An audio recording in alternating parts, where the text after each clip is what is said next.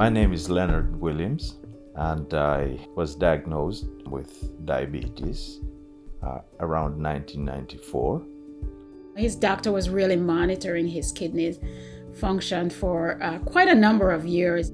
The most common cause of kidney failure in the United States is diabetes mellitus.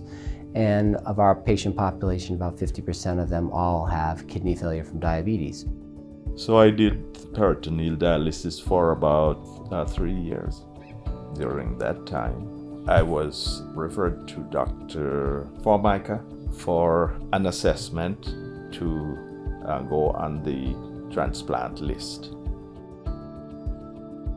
We're really involved in the process of evaluating the patient's eligibility for transplant, and that includes sitting on the waitlist committee to determine that.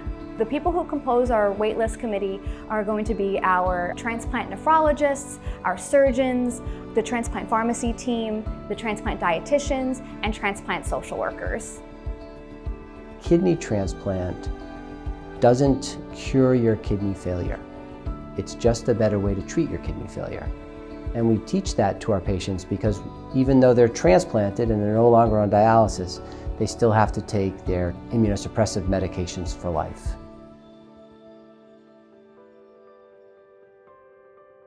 On December 7th, 2021, I got a call from the transplant people, and they told me that they believe they found a match for me right on my birthday. They told me that I had a kidney. It almost sounded too good to be true. Felt like I was dreaming. The day we got the call was a really good day. I still remember going to our first transplant meeting. It was about a half a day. It's a lot of information. What's so special and unforgettable about his case was that Leonard received the call that the organ was available on his birthday.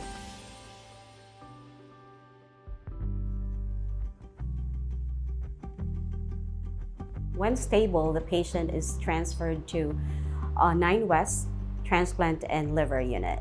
There will be a multidisciplinary team whose primary goal is to ensure that the patient will have a safe recovery. The surgeon, the doctors, the APRNs, pharmacists, dietitian, even the chaplain, housekeeper, everyone would play an active role in caring for the patient after transplant. The transplant pharmacy team has a huge role in both the pre-transplant care and then the care after the transplant has already occurred. We have an active role in the evaluation process. We also are an eternal resource for our transplant doctors and our patients after their transplant. We work with them very closely in order to make sure patients are on optimal medication regimens and that the medication regimen is working for them and ultimately safe for them. We have a highly trained and skilled surgical staff who can do surgery on almost anybody in a safe way, and they bring the most modern technology like robotic transplantation to people in the state of Connecticut. Our nursing staff has been trained and has been with us for a long time, and it's actually the nurses that make this whole process work. And then we have all the research and basic science that goes along with being part of a major research institution.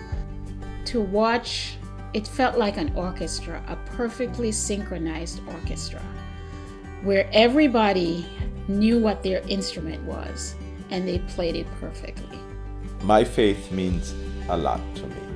I've been a pastor and I used to teach theology also. I would encourage all people who are waiting to access your faith as a very primary and major resource for healing.